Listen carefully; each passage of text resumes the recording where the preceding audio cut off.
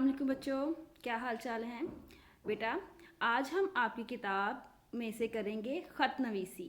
ठीक है, तो सबसे पहले जो चीज़ें ख़त के लिए ज़रूरी होती हैं वो ये होती हैं कि आपको पता हो कि ख़त किसे कहते हैं। तो हम इसकी तारीफ़ की तरफ आते हैं। ख़त किसे कहते हैं? ख़त एक तहरीरी मुलाकात है जिसमें हम अपने ख़यालात एक दूसरे को बताते हैं। इसी वजह से इसे निसफ मुलाकात भी कहा जाता है। अगरचे हम एक दूसरे को देख तो नहीं पाते मगर एक दूसरे की मुलाकात से आगाह हो जाते हैं। तो बेटा ये था ख़त की तारीफ़, जिसमें हम ये देखते हैं कि एक तहरीरी मुलाकात है, यानी हम लिख के एक दूसरे से मुलाकात करते हैं, अपने बारे में बताते हैं और उनके बारे में सुनते हैं। ठीक है, और देखते हैं कि उनके क्या हालात हैं। तो इसी तरीके से आपने इस ख़त की तारीफ़ को समझना है। और हम आपको मैं खाके का बताऊंगी कि ख़त का खाका कैसा होता है और इसके असूल क्या होते हैं। तो ख़त नवीसी में ख़त का खाका, ख़त तहरीर करने का तरीक़ाकार, वो सारी चीज़ें आज हम डिस्कस करते हैं। तो सबसे पहले हम ख़त नवीसी के असूल व ज़वाबित के बारे में देखते हैं। ख़त लिखते हुए यूँ समझें कि जिनको आप ख़त लिख रहे हैं वो आपके सामने ही मौजूद है। ठीक है, जो भी आप लिखना चाहते हैं मुख्तसर अल्फाज में तहरीर करें। ठीक है, आपके ख़त के जो जुमले होंगे ना वो छोटे छोटे होने चाहिए। ख़त को छोटे छोटे जुमलों में तहरीर करें। नफ्से मजमून को पैराग्राफ की सूरत में लिखें, यानी कि आपने पैराग्राफ की शक्ल में 2 पैराग्राफ मैक्सिमम जो होते हैं ना वो लिखने होते हैं। ठीक है, अब ख़त के हिस्से कौन कौन से हैं, ये बहुत ज़रूरी चीज़ है बेटा। मकाम रवानगी तारीख, यानी कि जो आपने ख़त लिखना है उसकी तारीख और उसकी जगह लिखेंगे। यहाँ हम स्कूल के बारे में लिख रहे होते हैं तो स्कूल के हवाले से एग्ज़ाम्स की सूरत में हम जो ख़त लिखते हैं वहाँ पे हम कमरे इम्तहान लिखते हैं। अलकाब व आदाब में आ जाएगा, यानी कि जब आप ख़त लिखते हैं दूसरे को पुकारते हैं तो फिर उस हिसाब से आप लिखते हैं कि अस्सलाम वालेकुम प्यारे अब्बा जान, या जो भी आप इसको अलकाब व आदाब कहते हैं। नफ्से मजबून, यानी कि जो आपने ख़त में बयान करना है उसको हम नफ्से मजबून कहेंगे। जो भी जिस बारे में जो टॉपिक होता है ना ख़त का उसको हम कहेंगे। इसके बाद चौथा जो है वो इख्तिताम मकतूब है, यानी ख़त का ख़त्म होना, इख्तिताम होना। ठीक है, तो इसको हम वस्सलाम के बाद जो भी आपने जिसको मेरे दोस्त, प्यारे दोस्त, आपका दोस्त आएगा या फिर ये आएगा आपका बेटा, जो आपने रिश्ते में लिखा है उसका आप रिश्ता ज़रूर लिखते हो। ख़त लिखने वाले का नाम और पता, ठीक है, एंड में इसका नाम और पता लिखते हैं। लेकिन बेटा क्या होता है कि हम नाम पता नहीं लिखते हैं, क्योंकि आपको मैं बता रही हूँ ये हम एग्ज़ाम्स के हवाले से ख़त लिख रहे होते हैं स्कूल का। तो यहाँ पे क्या करते हैं, हम वस्सलाम के बाद अलिफ बे जीम या हमज़ा छोटी ये बड़ी ये लिखते हैं, हम अपना नाम नहीं लिखते। ठीक है, ख़त में हम अपना नाम नहीं लिखेंगे।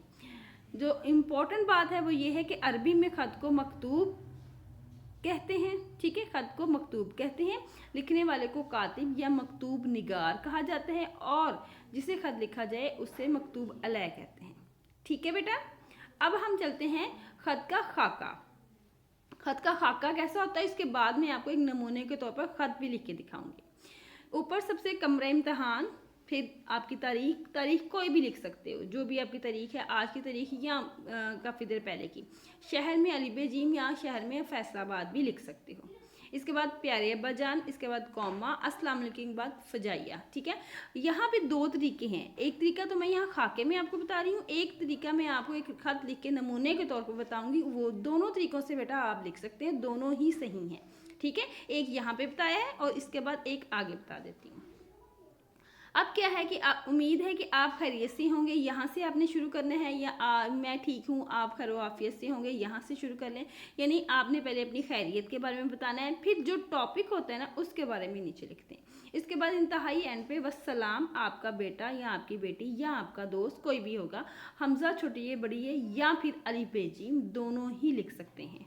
तो ये था बेटा ख़त का खाका, इसको अच्छे से समझ लीजिएगा। यहाँ पे जो तरीका बयान किया गया आपने उसी तरीके से भी कर सकते हैं। और एक नमूने के तौर पे मैं आप यहाँ बेटा देखें, ख़त नवीसी ऊपर मार्कर से, इसके बाद टॉपिक मैंने लिखा हुआ है दोस्त के नाम, इम्तहान की तैयारी के बारे में ख़त लिखने हैं। ठीक है, तो सबसे पहले यहाँ पे है इम्तहानी मरकज़।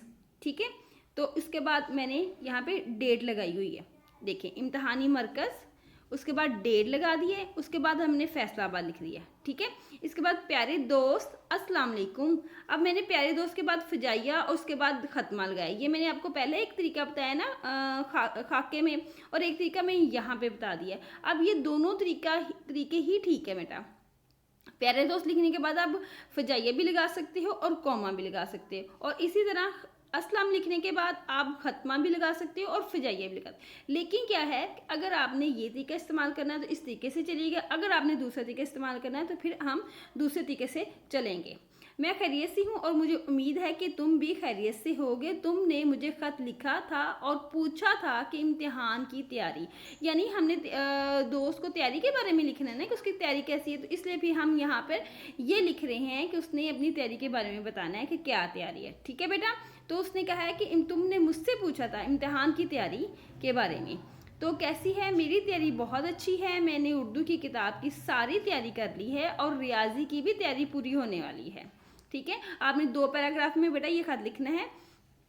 ये जो मैंने आपको खत लिखा है इसके अलावा भी आप खत लिख सकते हो। मुझे उम्मीद है कि पर्चा शुरू होने से पहले मैं अपनी तैयारी मुकम्मल कर लूँगा। बड़ों को सलाम, छोटों को प्यार। इसके बाद वस्सलाम, आपका बेटा, आपका दोस्त अली बेजी, ठीक है। तो ये जो था आपका खत था जिसमें हमने ये देखा कि इसमें किस तरीके से कौन सा तरीका है और क्या आपने ये तरीका यही इस्तेमाल करना है, और जो टॉपिक होगा ना वो चेंज होता रहता है। जो टॉपिक आपसे पूछा जाएगा उस हिसाब से उसका नफ्स मज़मून लिख लेंगे, ठीक है बेटा। तो मुझे उम्मीद है कि आपको बहुत अच्छे से समझ आ गई होगी। अल्लाह हाफिज़।